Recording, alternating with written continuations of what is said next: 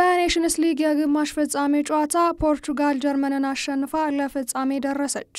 በአሊያንዝ አሬና በተካሄደው የጀርመንና የፖርቹጋል ኔሽንስ ሊግ የግማሽ ፍጻሜ ጨዋታ ፖርቹጋል ጀርመንን አሸንፋ የፍጻሜ ጨዋታ ስትደርስ ክርስቲያኖ ሮናልዶ የማሸነፊያዋን ግብ አስቆጥሯል። ትላንት ምሽት ፖርቹጋል ጀርመንን 2-1 በሆነ ውጤት አሸንፋ ለኔሽንስ ሊግ የፍጻሜ ጨዋታ ስትደርስ ክርስቲያኖ ሮናልዶ የአሸናፊነቷን ግብ ከመረብ አሳርፏል። በኔሽንስ ሊግ የግማሽ ፍጻሜ ጨዋታ ፖርቹጋል ከጀርመን ጋር ያደረገችውን ጨዋታ 2-1 በሆነ ውጤት ማሸነፍ ስትችል የፖርቹጋልን የማሸነፊያ ግቦች ክርስቲያኖ ሮናልዶና ኮንሴሳው ሲያስቆጥሩ የጀርመንን ብቸኛ ግብ ፍሎሪያን ዊርትዝ አስቆጥሯል። የ40 ዓመቱ ተጫዋች በ68ኛው ደቂቃ ላይ ያስቆጠራት ግብ ለሀገሩ ፖርቹጋል 137ኛ ኢንተርናሽናል ጎል ሆና ተመዝግባለታለች። አሊያንዝ አሬና ስታዲየም ቅዳሜ ምሽት ከቻምፒየንስ ሊግ ፍጻሜ በኋላ የሳምንቱን ሁለተኛ ትልቅ ጨዋታ ማስተናግዷል። እንደ አውሮፓውያኑ በ2019 የመክፈቻውን የኔሽንስ ሊግ አሸናፊ የሆነችው ፖርቹጋል እሁድ ዕለት በሚደረገው የፍጻሜ ጨዋታ የአውሮፓ ሻምፒዮናን ስፔን አሊያም ደግሞ ፈረንሳይን በተመሳሳይ ቦታ ላይ ትገጥማለች። ከጨዋታው መጠናቀቅ በኋላ የፖርቹጋሉ አማካኝ በርናንዶ ሲልቫ የሮናልዶን ያልተቋረጠ የመጫወትና የማሸነፍ ፍላጎት እንዲህ በማለት ገልጾታል። በፍጹም ቀላል አይደለም። እድሜው ስንት እንደሆነ አላውቅም፣ 40 ዓመቱ ነው ብዬ አስባለሁ። በየቀኑ ጨዋታን ለማሸነፍ ረሃብተኛ ነው ሲል ሲልቫ ተናግሯል። እርሱ ከኛ ጋር በመሆኑም በጣም ደስተኞች ነን በማለት አክሏል። የምሽቱ ሽንፈት ከዚህ ቀደም ካደረጋቸው 17 ጨዋታዎች በአንዱ የተሸነፈው የጁሊያን ናግልስማን ጀርመን አሳዛኝ ውድቀት ነው። ከጨዋታው በኋላ የተገባ ሽንፈት ነበር ሲሉ ናግልስማን ተናግረዋል። ይህ የኔሽንስ ሊግ ውድድር አራተኛው ሲሆን ፖርቹጋል በ2019 ፈረንሳይ በ2021 እና ስፔን በ2023 አሸንፋለች።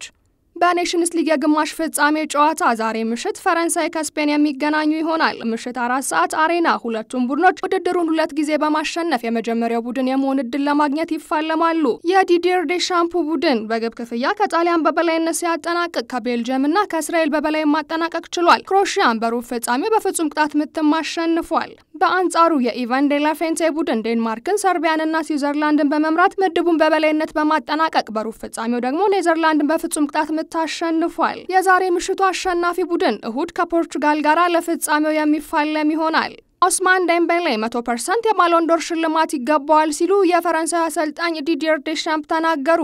ባለፈው ቅዳሜ በቻምፒየንስ ሊግ የፍጻሜ ጨዋታ ኢንተር ሚላንን 5-0 በሆነ ውጤት በማሸነፍ በፓሪስ ሴን ጀርመን የሶስትዮሽ ዋንጫ ውድድር ላይ ትልቅ ሚና ከተጫወተ በኋላ ዴምቤሌ በእግር ኳሱ ከፍተኛ ክብር ላለው ግለሰብ ሽልማት ተመራጭ ከሆኑ መካከል አንዱ ሆኗል። በአሊያንዝ አሬናው ምሽት ላይ የቀድሞ የባርሴሎና አጥቂ ጎል አላስቆጠረም። ሆኖም ፒኤስጂ በመጨረሻ ለዋና ቻምፒየንስ ሊግ ዋንጫ ሲጠበቅ ሁለተኛና አራተኛ ጎሎችን አመቻችቶ ማቀበል ችሏል። ኦስማን ዴምቤሌ በሁሉም ውድድሮች በ33 ጎሎችና በ13 አሲስቶች የውድድር ዘመኑን ያጠናቀቀ ሲሆን የባርሴሎናዎቹ ኮከቦች ላሚን ያማልና ራፊንሃ ከሊቨርፑል አጥቂ መሐመድ ሳላ ጋር ጠንካራ ፉክክር ሲኖራቸው ፈረንሳዊ ኢንተርናሽናል በበርካቶች እይታ ቀዳሚው ነው። ዴምቤሌ ይህንን ካሳካ የባሎን ዶር ሽልማት የተቀበለ 6ኛው ፈረንሳዊ ተጫዋችም ይሆናል። የፈረንሳይ ብሔራዊ ቡድን አሰልጣኝ ዴሻምፕም ሙሉ ድጋፋቸውን ሰጥተውታል። በእርግጥ እኔ ከኦስማን ዴምቤሌ ጎን ነኝ፣ እርሱ ውድድር ዘመኑን በስኬት አሳልፏል ሲሉ ዴሻምፕ ለጋዜጠኞች በፈረንሳይና በስፔን መካከል ከሚካሄደው የምሽቱ የኔሽንስ ሊግ ግማሽ ፍጻሜ ጨዋታ በፊት ተናግረዋል። ይህ የኔሽንስ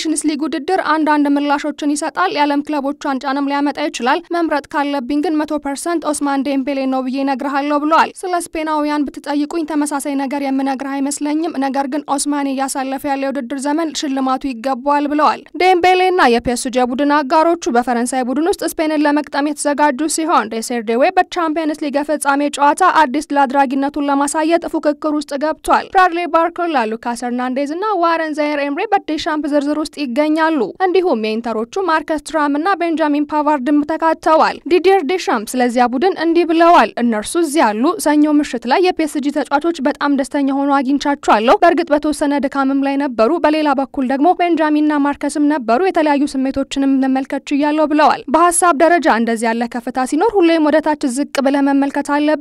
አሁን ግን ጨዋታው ቅርብ ስለሆነ በፍጥነት ስለ ጨዋታው መነሳት አለብን ብለዋል። በስቱትጋርት በስፔን ያለው ድል የፒኤስጂ ቡድን ወደ ታሪካዊ ድሉ ቦታ ሲመለስ የሁለቱ ቡድን አሸናፊ እሁድ በአሊያንዝ አሬና የፍጻሜ ጨዋታውን ከፖርቹጋል ጋር የሚያደርግ ይሆናል።